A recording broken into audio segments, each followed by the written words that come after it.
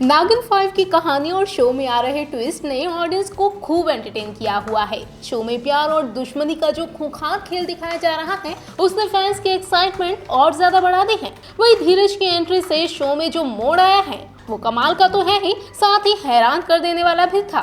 Show में अब तक तो बानी के सिर्फ 3 ही दुश्मन थे, जय, शुक्ला और मयूरी।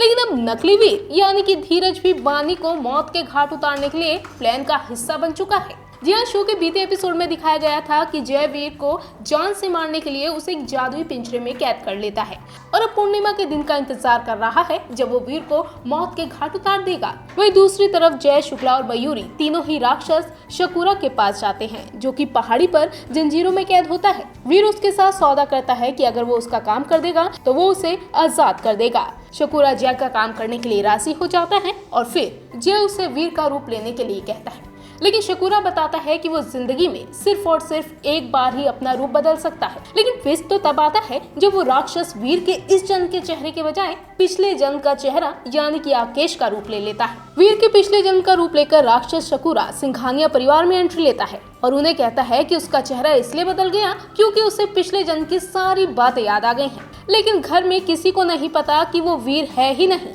बल्कि वो तो वीर की शक्ल में वो राक्षस है जो सदियों से ही कैद था। खुद बानी को भी यही लगता है कि वो वीर ही है जिसे सारी बातें याद आने के साथ उसके नागिन रूप के बारे में भी पता चल चुका है।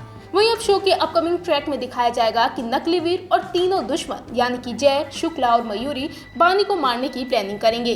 नकली वीर बानी को अपने पंखों की मदद से आसमान में ले जाएगा और फिर वहीं से उसे नीचे फेंक देगा। वहीं दूसरी तरफ तीनों दुश्मन बानी के नीचे गिरने का इंतजार करेंगे ताकि वो उस पर उन जहरीले खंजर से वार कर सके जिससे बानी की जान चली जाए और आदि नागिन की सारी शक्तियां उनके पास आ जाए। ऐसे में बानी इस महासंकट से कैसे निपटेगी? आखिर बानी उन दुश्मनों से कैसे बचेगी जिनसे वो अब तक अनजान है? यह शो के अपकमिंग एपिसोड की एक छोटी सी झलक दिखाई दी थी जिसमें बानी बेहोशी की हालत में नीचे गिरती हुई दिखाई दी है। ऐसे में हो सकता है कि अपने इन चारों नए दुश्मन से निपटने के लिए बानी की ऐन मौके पर आंख खुल जाए और वो इस अनजान खतरे से बच जाए और डटकर अपने दुश्मनों से निपटे। वैसे भी अब तक बानी के सामने जय के काले इरादे नहीं आए हैं। ऐसे में हो सकता है कि बानी को आने वाले ट्रैक में जय की सच्चाई का भी पता चल जाए और इसी के साथ साथ शुक्ला की सच्चाई भी कि वो चीलों का अपना नहीं बल्कि उनका गद्दार मैनेजर है, या फिर बानी की हिफाजत के लिए होगी किसी नए किरदार की एंट्री। जी हाँ, देखा जाए तो शो के बीते एपिसोड में एक नीली आंखों वाले शख्स को भी दिखाया गया था जो बानी को खजाने से भरे कमरे में झरोके से देखता है। हालांकि वो शख्स कौन है इस बात का भी खुलासा नहीं किया गया है। ऐसे में हो सकता है कि यही नीली आंखों वाला शख्स बानी को इस मौत के समर से बचाए। वहीं शो में बानी के हाथों में एक जादुई लाल पत्थर भी लगा था। ऐसे में ये भी हो सकता है कि वो साधारण सा दिखने वाला लाल पत्थर बानी के लिए ऐसा सुरक्षा कवच बनाए जिससे कि वो इन चारों खूंखार दुश्मनों के हमले से बच निकले।